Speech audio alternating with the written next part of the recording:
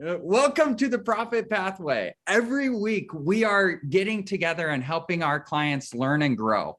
And so today is the second week of the month, Advanced Financial Strategies, and Carlotta is going to be sharing with us some amazing tactics that she's been working with some other people on buying and selling companies. So I'm going to throw the ball to Carlotta. Take it away. So this is my favorite clip of all times. I will play it for you guys. Or maybe he doesn't want the American people, all of you watching tonight, to know that he's paid nothing in federal taxes, because the only years that anybody's ever seen were a couple of years when he had to turn them over to state authorities when he was trying to get a casino license, and they showed he didn't pay any federal income tax. So if he's paid zero.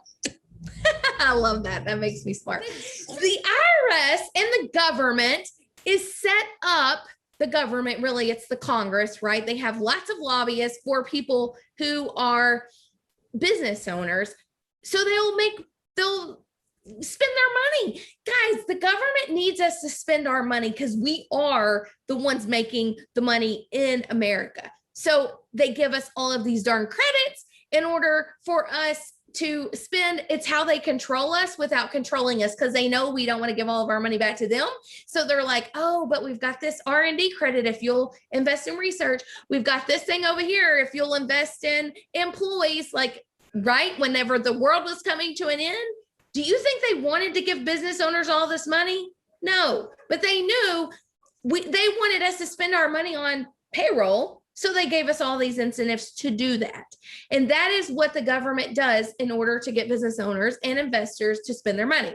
So rules: quit asking if something is a deduction and start asking, how can I make it a deduction? Don't buy things you don't need just to have a tax write-off. If you're an accountant, which hopefully I'm your accountant, I'm never telling you to buy some crap you don't need to write it off. I'm not going to tell you to go buy a piece of equipment you don't need just to have a tax section. I'm not going to tell you to go buy a vehicle you don't need to have a tax section.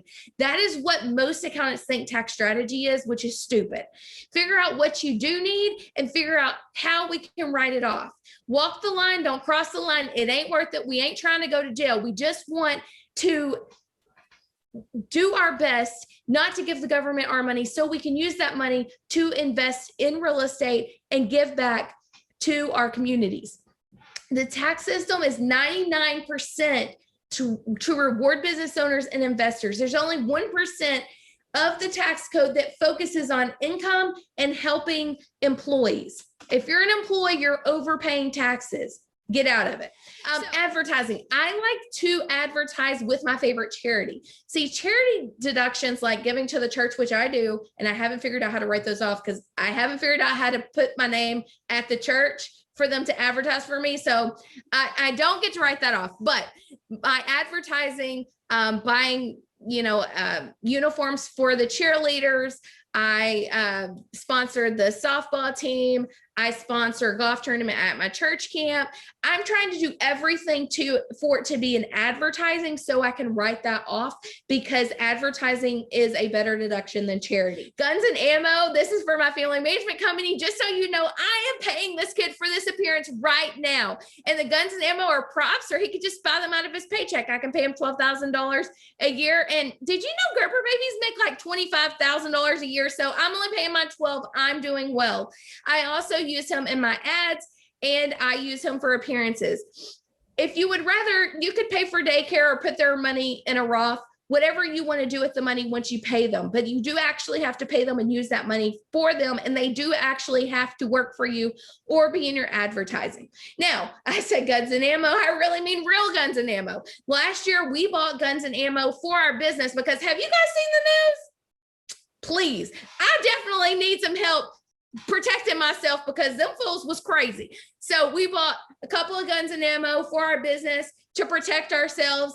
I mean, that's what I feel like I wanted to do. And it's ordinary and necessary. Every business, if you're in business, we have real estate. I feel like this is definitely something you can do for protection.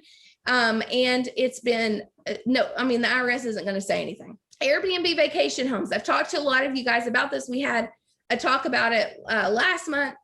I want my vacation homes, my Airbnbs, to be in places I like to go because I want to go visit them to make sure that they're still in good order. And I want to have that home in a place I like. And then I also want to rent that out because that's better cash flow. So this Airbnb vacation home, if it costs, some of yours is costing like $500,000. If we do a cost seg for the first year and we get to write 100,000 off, that's 400,000. That's 100,000 in deductions the first year. That can offset other income because Airbnb is an active business. It does not go against real estate. How do credit card points affect taxes? Yeah, that's what I was saying. So the law has changed several times, but right now, if it is something that reduces a purchase, so if you get $200 in credit card points and it's a business card, it reduces the purchase of that item. So if you bought a $500 computer and you got $200 in points against that computer, then you got a net of $300. That would be your expense. So what I do is I just run a personal purchase through there and reduce that.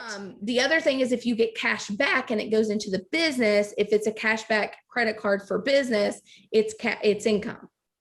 But if it's points that you use personally, it is reducing that. And so it's non-taxable.